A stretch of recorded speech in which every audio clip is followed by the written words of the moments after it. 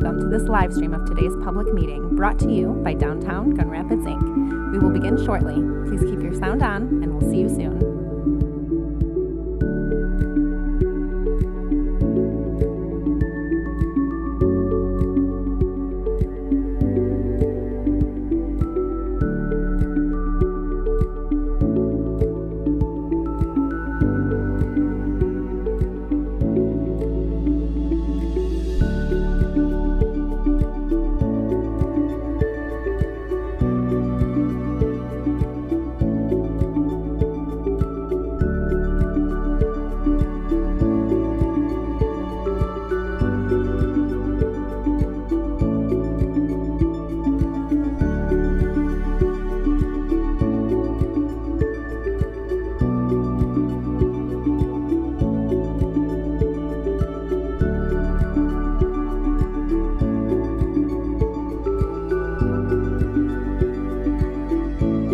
Hello, and welcome to this live stream of today's public meeting brought to you by Downtown Gun Rapids, Inc.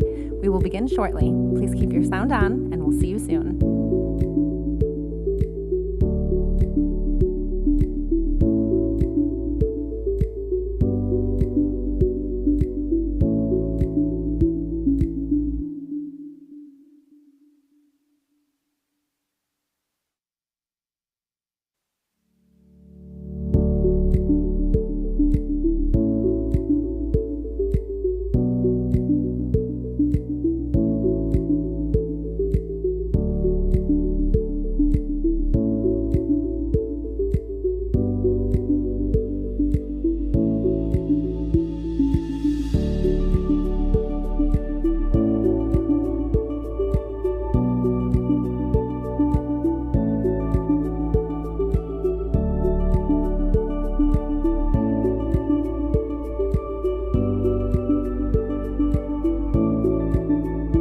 Hello, and welcome to this live stream of today's public meeting brought to you by Downtown Gun Rapids, Inc. We will begin shortly. Please keep your sound on, and we'll see you soon.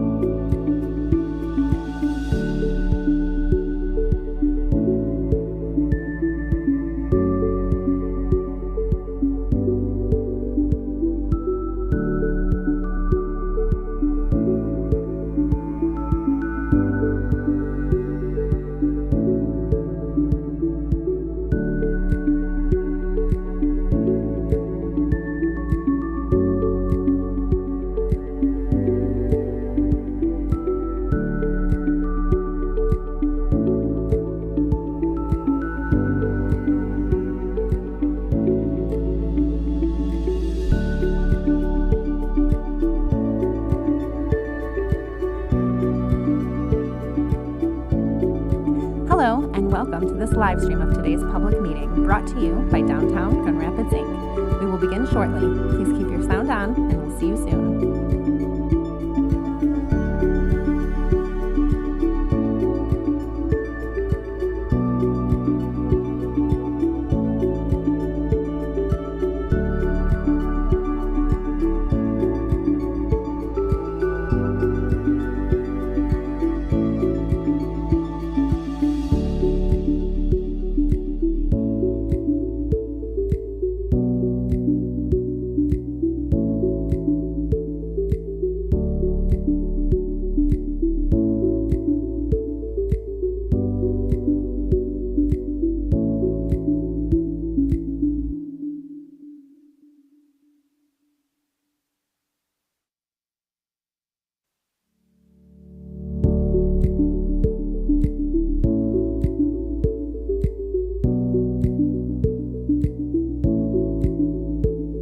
Hello, and welcome to this live stream of today's public meeting brought to you by Downtown Gun Rapids, Inc. We will begin shortly. Please keep your sound on, and we'll see you soon.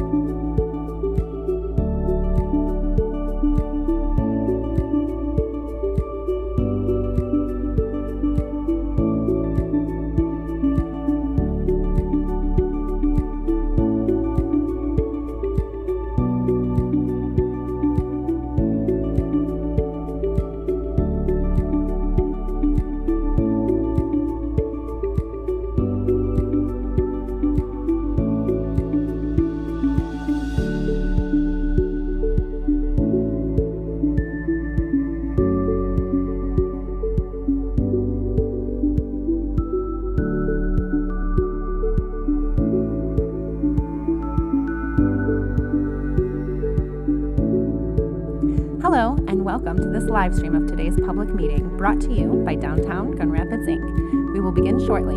Please keep your sound on, and we'll see you soon.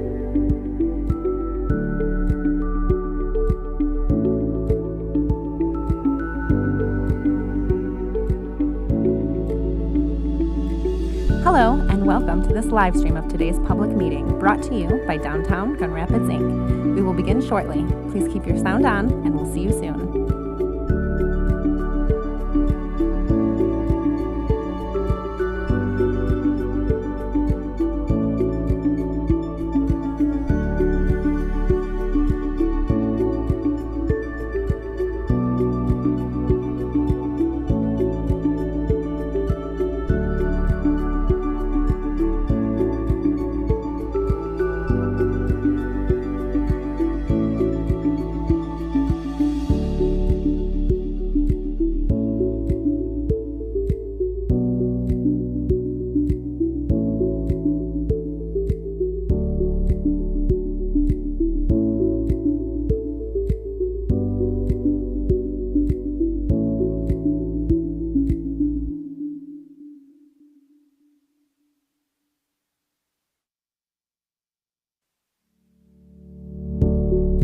Hello, and welcome to this live stream of today's public meeting brought to you by Downtown Gun Rapids, Inc. We will begin shortly. Please keep your sound on, and we'll see you soon.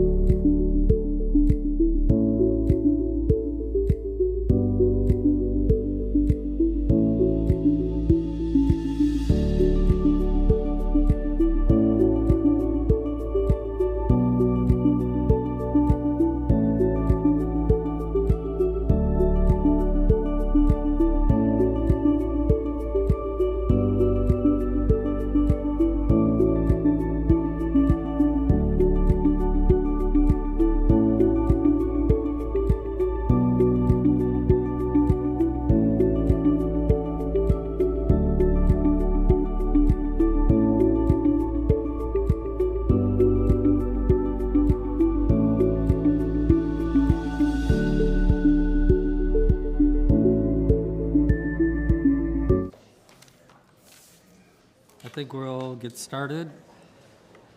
I will bring to order this Downtown Development Authority board meeting on Wednesday, November 9th, 8:32. First order of business are the October 31, 2022 financials. Ms. Chapman, I know you're here.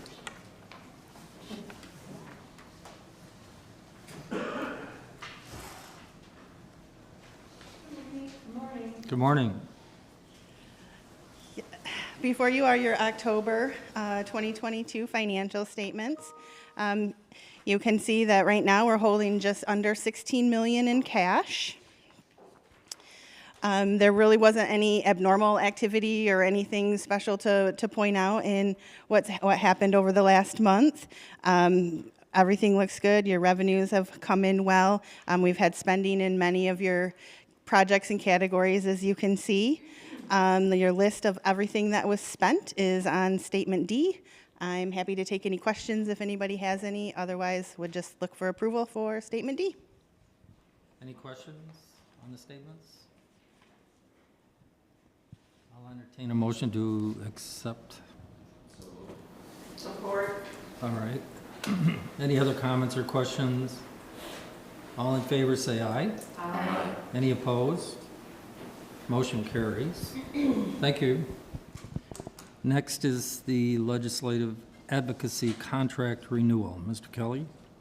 Yeah, thanks, Mr. Chair. Good morning, everyone. This item is a request to increase or continue our work with McKelvey Merchant and Associates. They've been our government relations liaison since 2015. We've had a number of great successes with them, most recently in securing the $55 million grant for the Grand River Greenway, but they've also been really instrumental in our work around social districts, updating liquor laws, and generally just paying attention to downtown-related issues in Lansing. So we haven't increased their amount since 2019, and so this is a request to increase their monthly payment amount to $5,500 from the current level of $4,500. This is budgeted in our FY23 admin line item and would allow us to continue our work with them going forward. With that, happy to take any questions. Sure. Any questions for Tim? No, I don't have any questions, just a comment that I think they do an excellent job. So I'm happy to support this and the increase. Yep, great. Is that your motion to approve? That's my motion to approve. Yes. All right. Any other comments or questions? Looks like Jared has a question. Oh, I'm sorry. Just wondering if we have any kind of written list of legislative priorities that they work off of, or are they working off the GR Forward plan, or is it more a verbal kind of connection with them? Kind of all All the three. above. Yeah. So annually, the DGRI Board of Advisors approves our legislative advocacy agenda for the year. I'm happy to share that out if you haven't seen it. Yeah, that'd be But great. it's largely based on GR Forward related issues. Yep. And then as things come up, well, the nice thing is that they're able to be really nimble and pivot as issues arise. Yeah, thanks. Can you share that list? Yeah, happy to. Anyone else? All right, we have a motion and support. All in favor, say aye. Aye. Any opposed? All right, motion carries. Thank you. Next is liquor licenses, my favorite.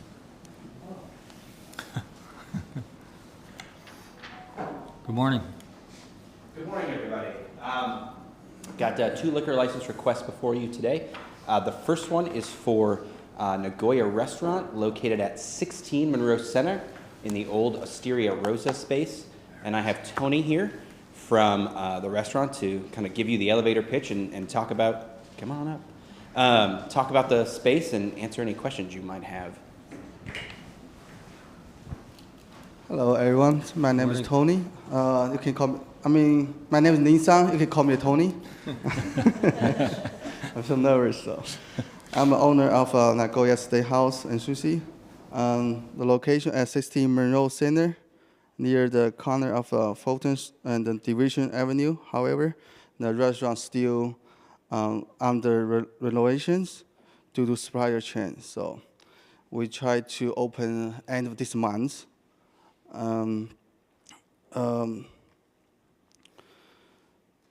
very excited to enter this unique restaurant in downtown area because we are bringing a whole new dining option for people who live in or visit the downtown Grand Rapids.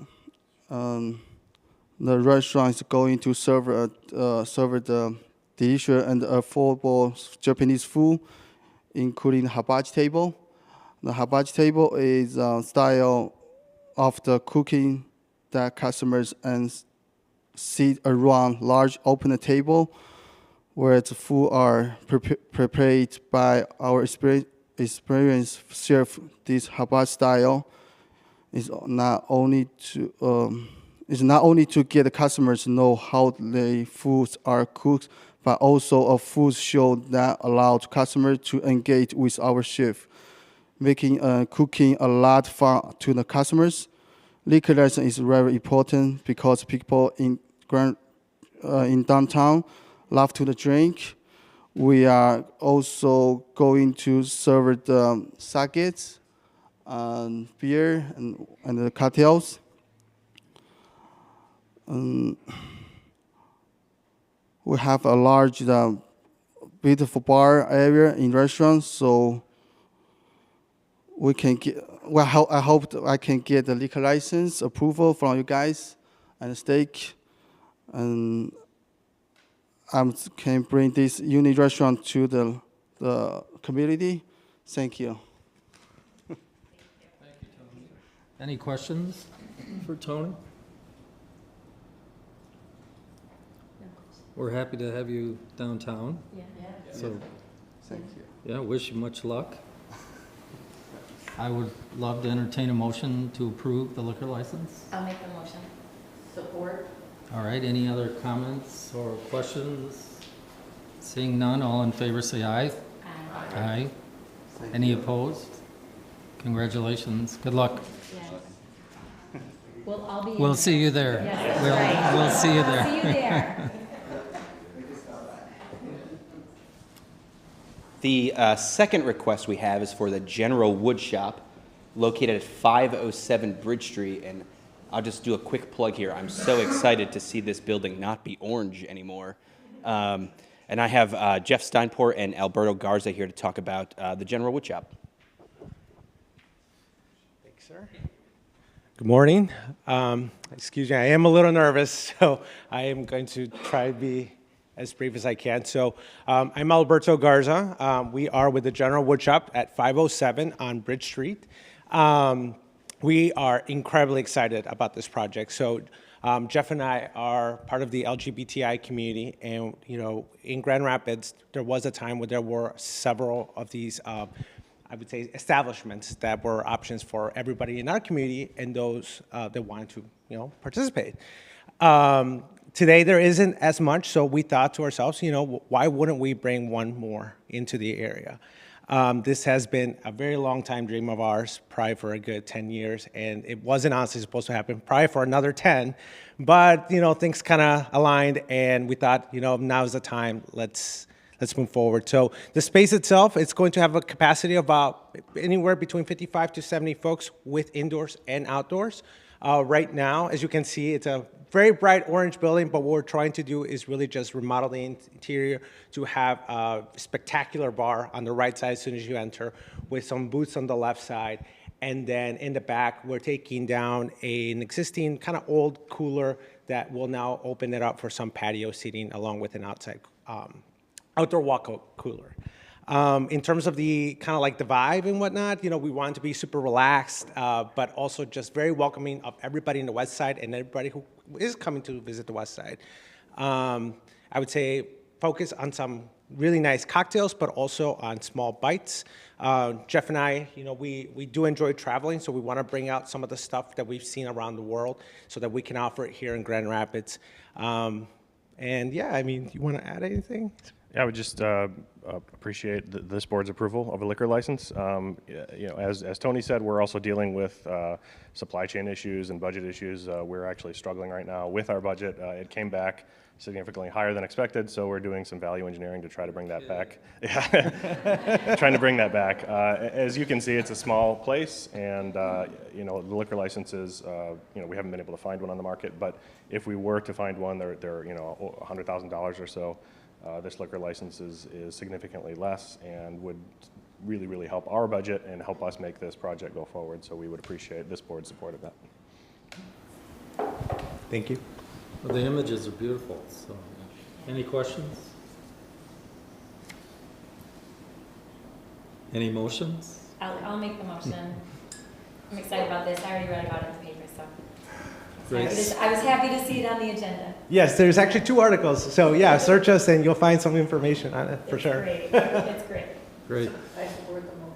All right, we have a motion and support. Any other questions or comments? All in favor, say aye. Aye. Any opposed? All right, good luck. Thank you very much. We appreciate it. You'll see us there too. Yes. We'll make the rounds. Yes.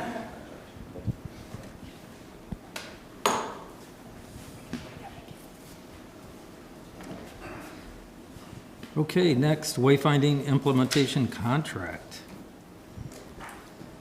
We made it. We're here.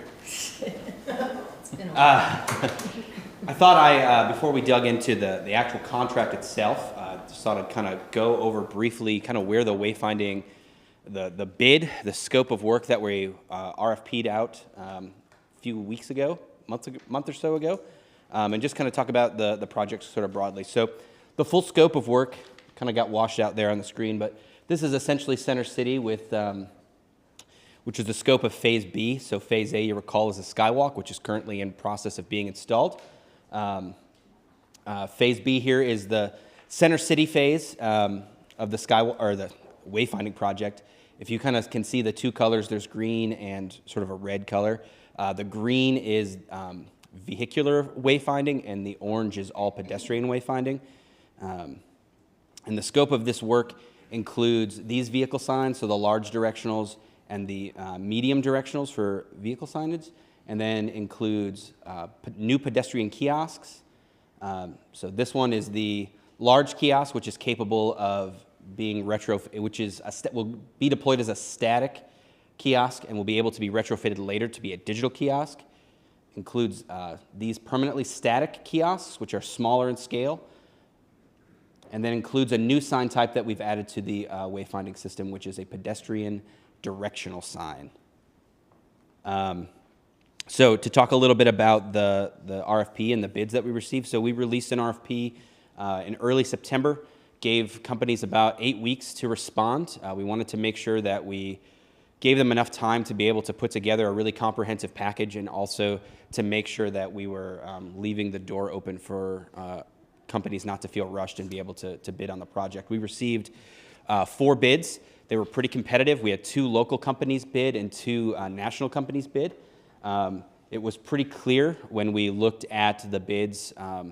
We were able to narrow it down quite quickly from the 4 to the 2, and from the 2 we were able to really hone in on what we wanted in terms of a wayfinding partner, and be able to kind of choose that. And so based on the criteria, which was prior experience implementing wayfinding projects, understanding our scope of work, we had a few wayfinding bids that actually wanted to take our design and tweak it, so build it differently than we had designed, which we were not huge fans of because we had designed this beautiful wayfinding system, and also wanted to know that the company understood and had experience working and putting wayfinding in the public realm, and then providing a comprehensive timeline for completion, and really giving us a breakdown of comprehensive costs for the fabrication of the signs, but also the installation of the signs throughout Center City.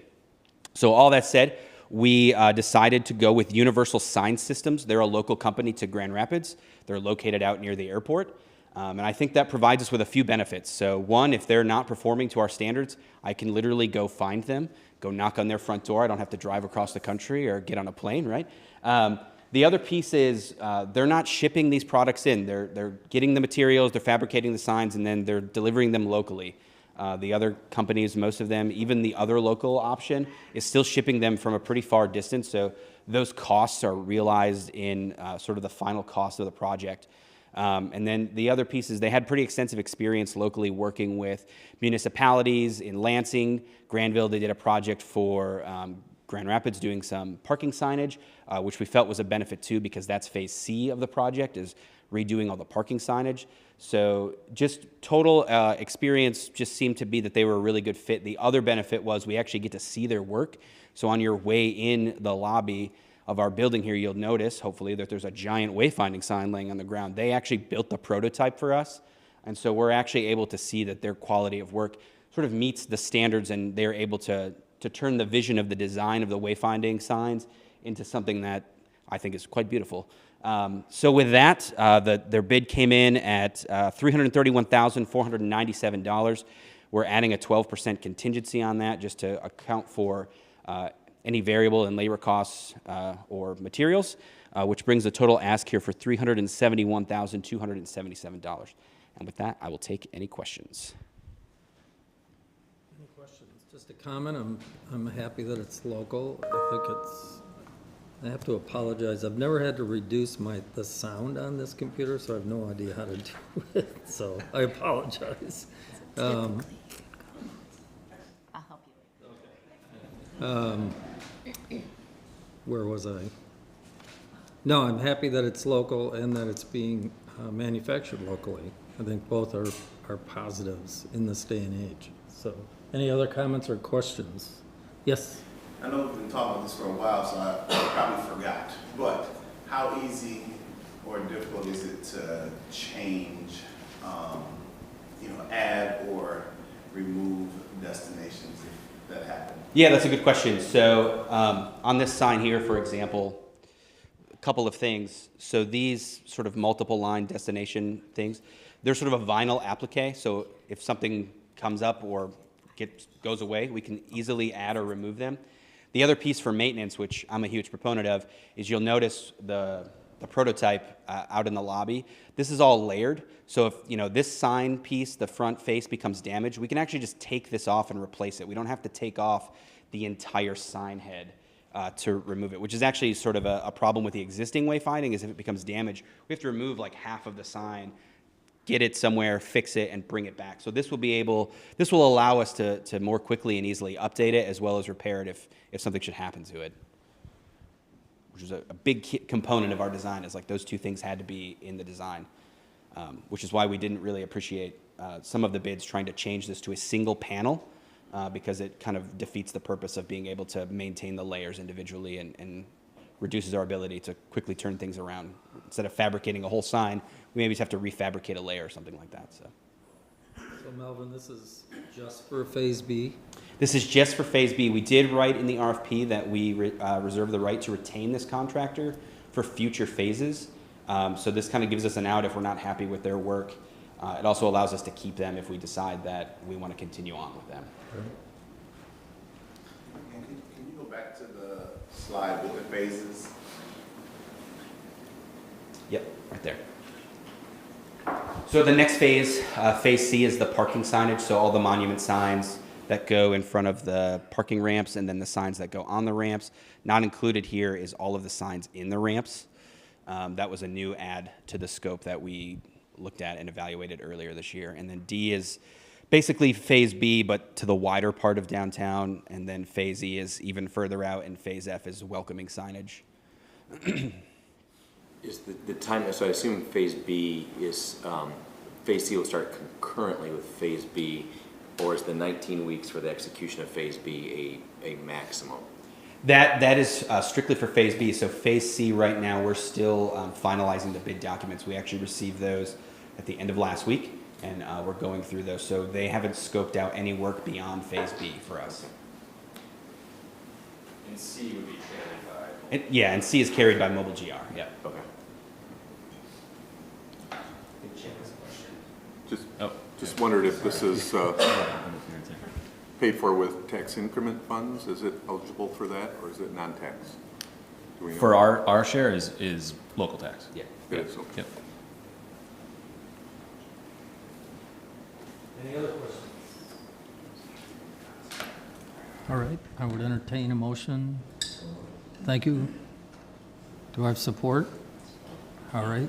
Any other comments or questions? Seeing none, all in favor say aye. Aye. Are there any opposed? All right, congratulations. Thank you all so much. Motion carries.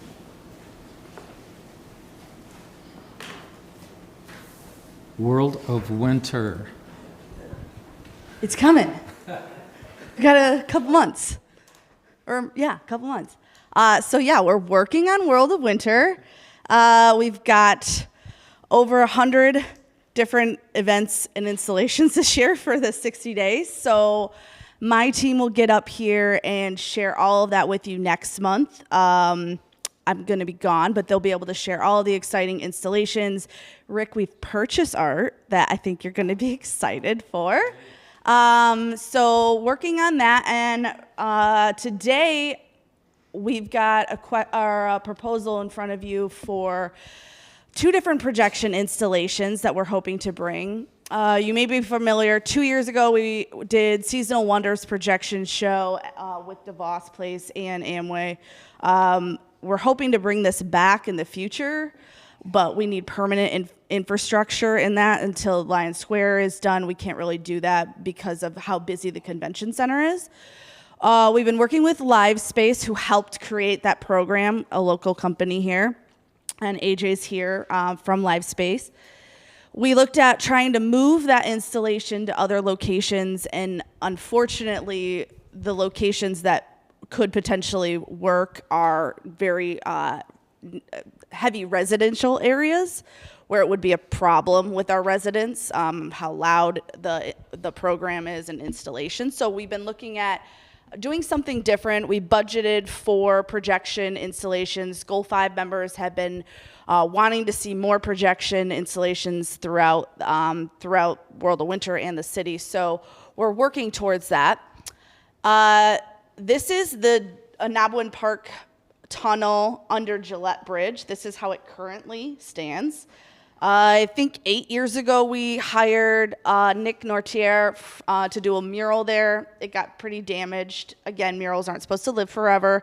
So we're actually really excited because we put out an RFP a couple months ago to do a Grand River History and Legacy mural that's going to cover all of the history from how the river formed to how it was utilized with our indigenous community to early settlers, logging industry, yada, yada, yada, and the future of the rapids.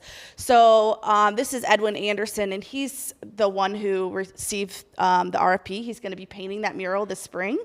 So in the meantime, it's very dark and eerie going through there, and obviously Annaboin is like a hub for World of Winter. We want to make sure that it's inviting and accessible. So what we're proposing is, this is showcasing what we're gonna do with that mural, some images from there.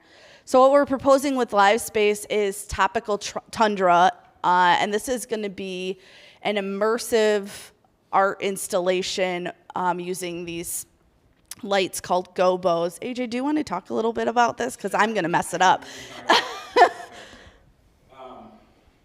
Ultimately, we're going to take that space and kind of make it something special, make it a destination that draws people downtown, well, an additional destination, I should say.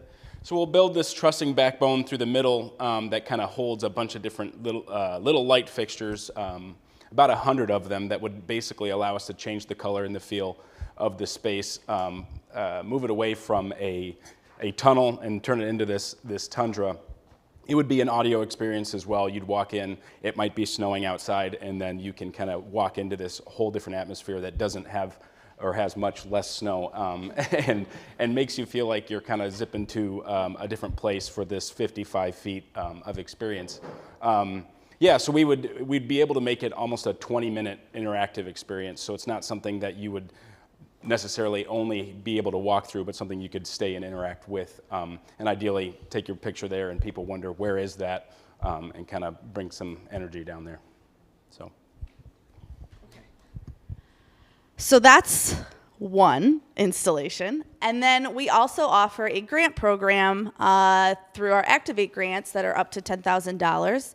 Kendra Solers, who did, you may remember, the owls on the Gram years ago for Art Prize. She put in a proposal on something that she's been working on since COVID started, and she took pictures of the night sky every single night from when COVID started until still doing it right now. So this projection installation is one that Katie has been working with the artist from. She's out of Arizona, and Katie can definitely answer additional questions, but basically this would be another installation where it would be a projection, and we're looking at possibly doing it on the Gram again or in the alleyway at DeVos Place. So we're playing with both of those locations. We still working with partners for permissions. So we're working on that, but basically this would showcase and do a slideshow of each night. So each show is a little different.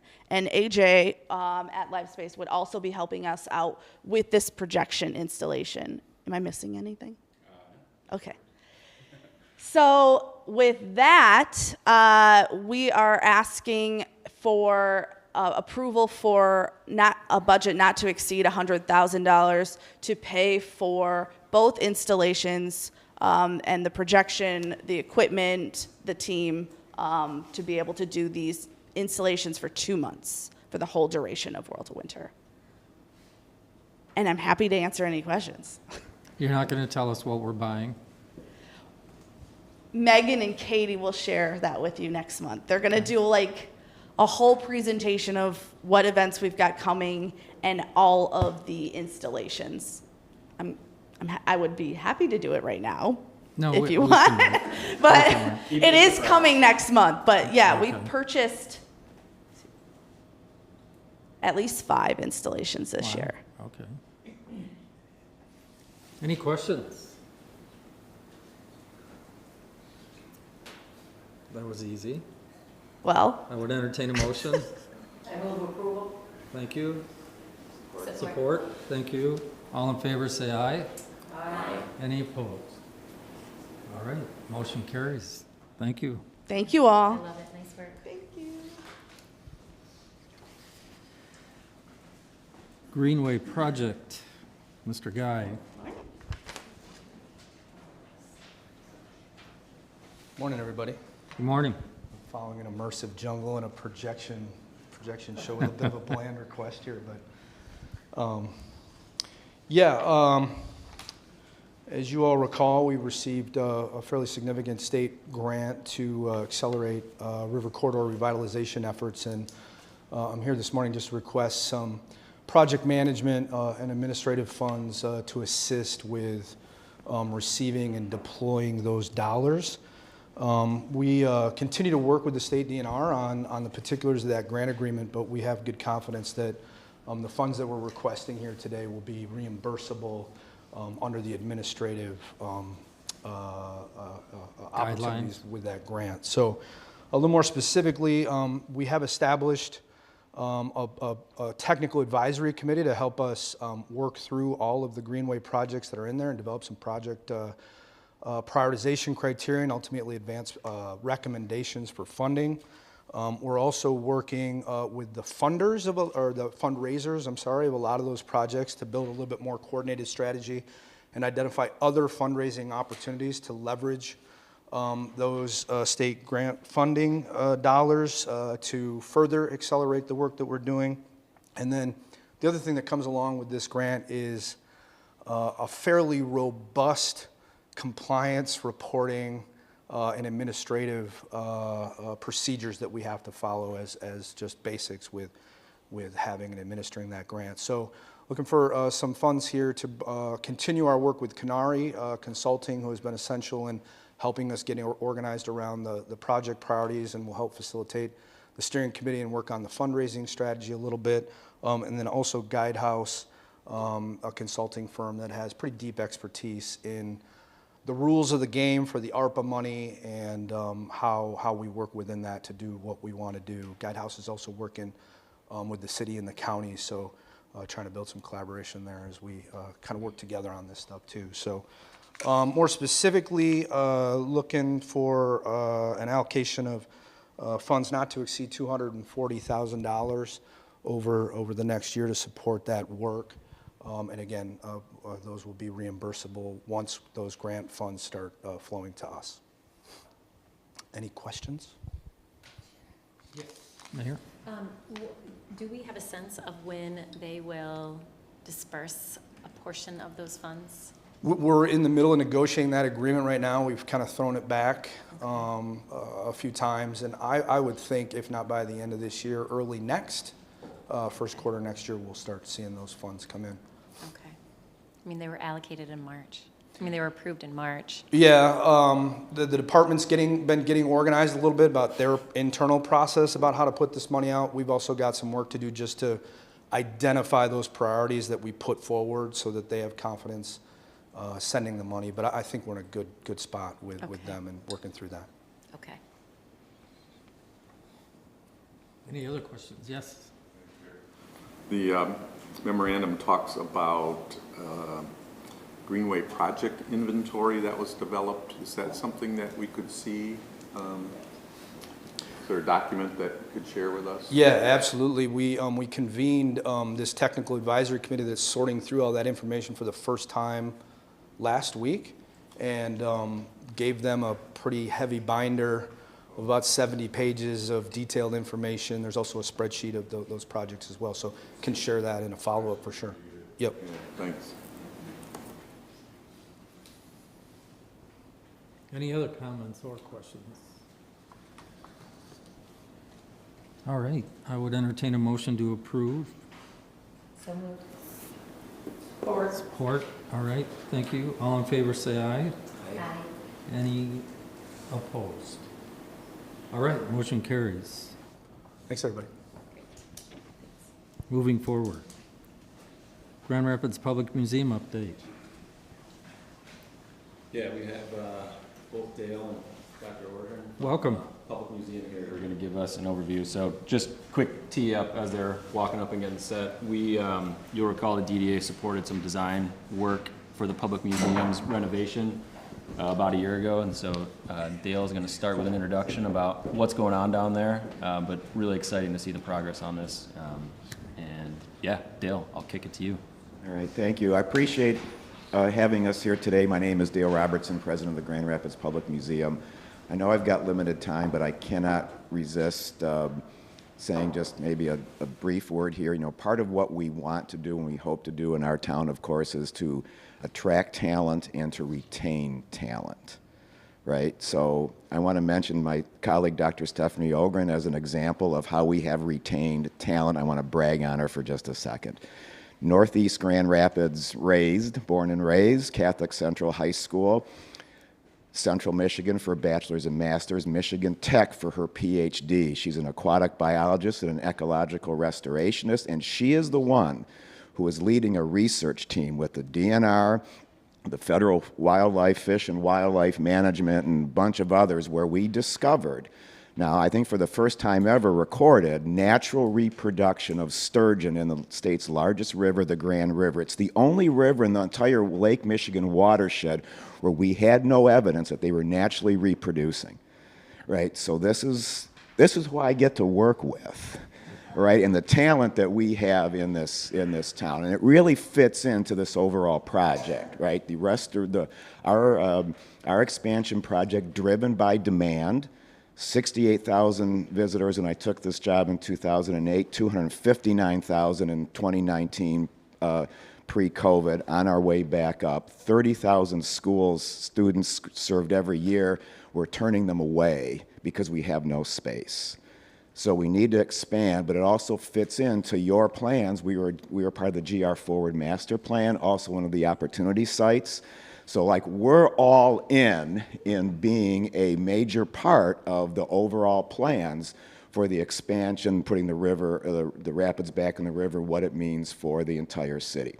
So how you do something is as important, if not more important, than what you do. So as we were making our way back up to earning our keep in the city, as my mother would say, we looked to the plaque in the old museum buildings that were dedicated to the dissemination of knowledge to all. So we start with all means all. That means we have to be physically and cognitively accessible to the broadest population, and that you roll that out through an equity lens. I know the importance of equity, having been asked to serve on one of the advisory groups here for the whole river restoration. And so we just recently, and this is just a visual aid, but we really captured in of our equity initiatives in a chart, pulled it together so it can be part of our regular presentations now, and how we go out and talk further about the river restoration. I have shared this with Andy. This is a prettier version. We're making it more like museum-y than the internal one that we were using. So I will share this with Andy. So equity is the foundation of all this, in addition to that broad accessibility. So with that, I think I'd like to turn it over to my colleagues, Dr. Stephanie Ogren, to highlight some of the pieces in what we're really calling the phase 1 portions of the river restoration. Thanks, Dale. Yep, I got one. I will not walk through all of this. I could do a full hour or 2-hour presentation on our redesign plan, the process we went through, but we really just wanted to highlight some key points that I think exemplify sort of the goals of the museum as we move forward. So we're really excited about thinking about an accessible riverfront. And so if you've been over to the museum, you know that trail system is pretty overgrown. There's lots and lots of railings. There's no accessibility to the waterfront. And so we've really designed these fully accessible, less than 5% grade ramps. We use universal design principles throughout to allow for fishing access, to allow for student access, to grab water samples, and to allow people to enjoy the river on the Grand Rapids Public Museum site. As we always do at the museum, we're going to have all sorts of educational displays and opportunities. One of my most favorite, and I can't just stand in one spot, I'm really sorry. So one of my most favorite is this wall, right? It's a retaining wall, but for us at the museum, it's going to be a geology wall. And so we'll have the geology of West Michigan displayed in that wall. We have a science curator, Dr. Corey Redman, who's working with our architects to source the materials to make sure it's accurate and true. Universities, Grand Valley State is right next to us, could come and use it. School groups can use it. We're really excited. And I think that's just one piece of how we are really designing a museum riverfront for the 21st century. We are going to have a fully accessible carousel. So the carousel is going to be detached from the museum building. You will be able to walk between the carousel and the building. We'll also be able to utilize the carousel at night or times when the museum's not open. So for large events going on downtown, we could have the carousel open. You could come and ride the carousel, grab a snack, enjoy the river walk. It's really going to change the look and feel of that space. We also have on the north lawn, so along Pearl and Front, planned an indoor and outdoor cafe space.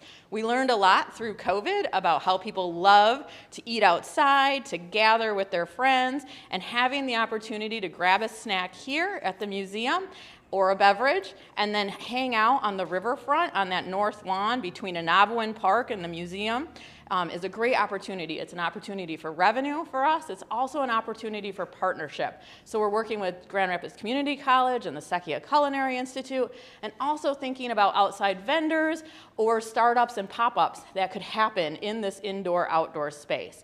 We're really excited about changing the look and feel of the museum. So it's not just a place you go to look at things behind glass, but it's a place you go to learn, to enjoy, and to spend time with your friends and family in a really cool urban spot in downtown Grand Rapids.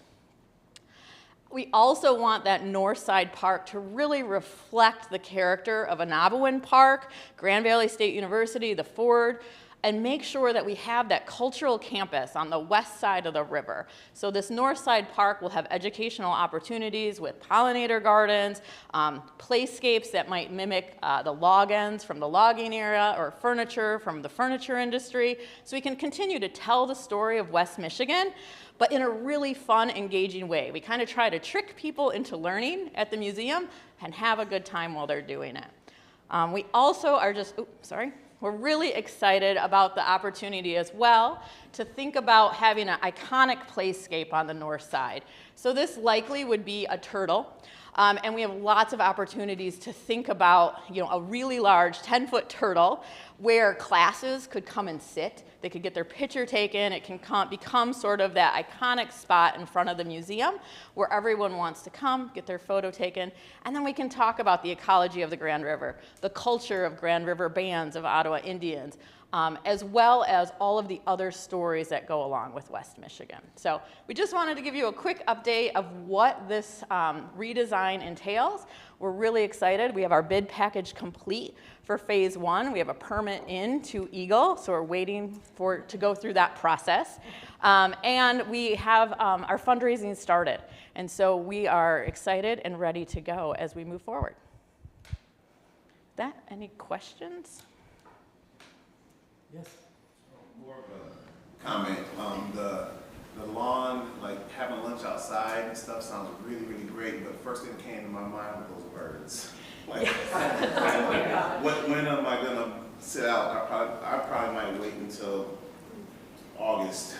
So that was my first thought there. And then the second one is, coming from, say, Amway, I oftentimes thought about this as, I don't know, is there a need for a left turn signal to go into the museum? Because this is going to be a bigger attraction overall, and I can just imagine that backup happening there more than it does. It happens now, but more than it does now. So I don't know if that was some thought given or where things are at. So I think that's a really great point. The city is part of the team. They're actually going to hold all of the documents. This is city-owned property. And as we talk about all of those edges along Front Street, along Pearl Street, what we can do for safety with bump outs, with crossings, all of that is being in conversation with the city engineer's office to make sure that those things are taken into account as they're looking at those. It's not part of our design and our purview per se, but they come up almost every conversation we have. The birds. So Dale knows really well, all of us have been attacked by the birds. We've worked with our landscape architects to really think about what are those native plantings that will not be nesting areas for those birds. And so right now we have a lot of shrubbery and a lot of overgrowth.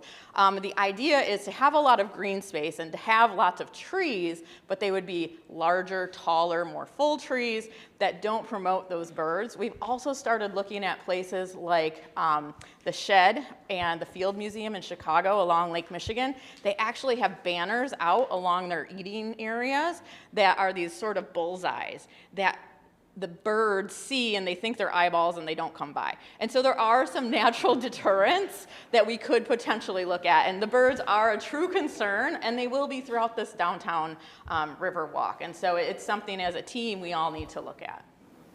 Right. No eyeballs. All right. Any other? Yes, ma'am. Yeah, I just have a question about the Eagle permit. Do we have a sense of timeline for that? So the latest update we've gotten, and it's all through the city engineer's office, but it sounds like we've answered some of the questions they have, and it's moving forward, and we're having lots of back and forth. And then it will have to go through a 90-day EPA review. It have to have a public notice, and then it will have a 90-day EPA review. So we're thinking late winter, early spring, so February, March. We're hopeful that that would be when the permit's issued. Is the application administratively complete? Yes. It is? Yep. Okay. And have they scheduled a public hearing yet? I don't believe we have to have a public hearing, so we're going to do a public notice because of the scale of the project. So Okay. that was a piece of the discussion. Okay. That could change. I mean, I feel like all of it could change, so take all of this with a grain of salt. But those are our latest notes. Okay. Thanks. Well, thank you. Yes, thank you. It's exciting. On their way out, I just wanted to offer our kudos to Dale and team for their work on this. As we mentioned, the DDA was a big supporter of the design here, and I think they've done a great job of incorporating some of the tenets that we thought were important for river access. So we're excited to see it move along and continue to support the work. The question really is, who's going to be first? I know. Lion Square or the museum? Rick and I have this, most things in life are a competition. Right. But the thing is, this is everyone's going to win, but you're right. We want to, with the idea, if I may, that if we start, right, then the rest of it's going to go. Right. Right, so to your permit, then they're kind of boxed in. I Don't put that on the hope record. we have a river restoration permit by then. Yeah. Let's hope that everybody's in the river, right? Thank you. All right, thank you. both. Appreciate it. Good to see you, Dan. Yeah. All right, Mr. Kelly. Yeah, thank you, everyone, for participation this morning. Just a few updates I wanted to hit on. First, I wanted to introduce our newest staff team member. So Alexandra Ustendorf, behind us here, is our new admin assistant. She joined us about a month ago and is really helping on the administrative side, in particular as Mandy McDaniel's out because she had her new baby. So Alexandra's been great and is a quick learner. So we are excited to have her on board. Sticking with a river theme for just a minute, Lion Square, which came up here, is sort of in a similar time frame as Dale and Stephanie just outlined in terms of permitting. So EPA is currently reviewing it. We were told yesterday that we should have an indication one way or the other by January 4th as to whether or not we'll have our permit. Those things, of course, can always change if there's extensions that are asked for, but nonetheless, we think in the next 60 days we'll know one way or the other on our permit. So keep you posted on that, and we will continue to work to get it issued. If we are able to get it in January, will we be able to put out the bids and hopefully get construction started by spring? Yeah, there'll be a little bit of final design completion, like in a matter of weeks, to get a bid packet ready, and then it'll go out. So if we were issued a permit in January, we could definitely start construction. We'll be ready to go with everything we need. We'll be ready to go. Okay. Yep. Okay. So heads up on that. And then also just wanted to point out, this morning at 8 a.m., we actually had a river construction coffee and conversation meeting. This was organized by James Peacock, who's our economic opportunity organizer and really looking at workforce issues and opportunities related to river construction and specific to Lion Square. Had some great participation from construction leaders and contractors as well as women and minority-owned businesses. So just happy to see James's work start to bear fruit in terms of providing insight and opportunities to the local contractor community about what's coming with the riverfront. So kudos to James on that. I mentioned in the email that went out last month about a couple of things. One importantly, our Las Conchas futsal courts opened up and have been extremely successful. There's a league that took place over there and is just wrapping up this week. But if you haven't seen those, they're over on Seward in Area 9, and have been a huge success. They look really good. And we will be doing a few events in conjunction with the World Cup, which starts in 2 weeks. So we'll have, with AJ and the Live Space team, we're going to have a big screen up there and invite some people down to enjoy them. When are you going to do pickleball? Maybe in the spring. Oh, okay. Okay. And then two other things. Kim mentioned World of Winter, but our team is really working hard on that. And we'll have a report out to give you a sense of all the great things that are going to be coming in January at our December meeting.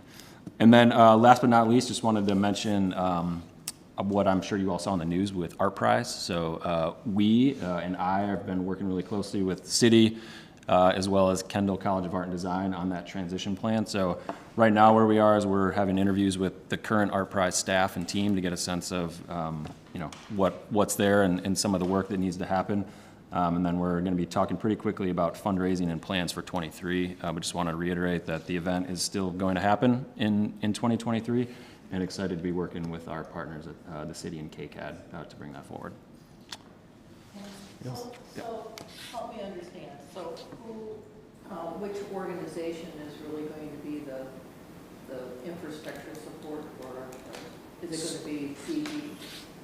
Is it going to be you? Is it going to be KCAD? We're really looking at it as a partnership. So all three organizations are going to be heavily involved. We'll have to work through administratively where people are going to sit, where they're going to payroll is going to come from, and that's all the stuff that we're working through right now.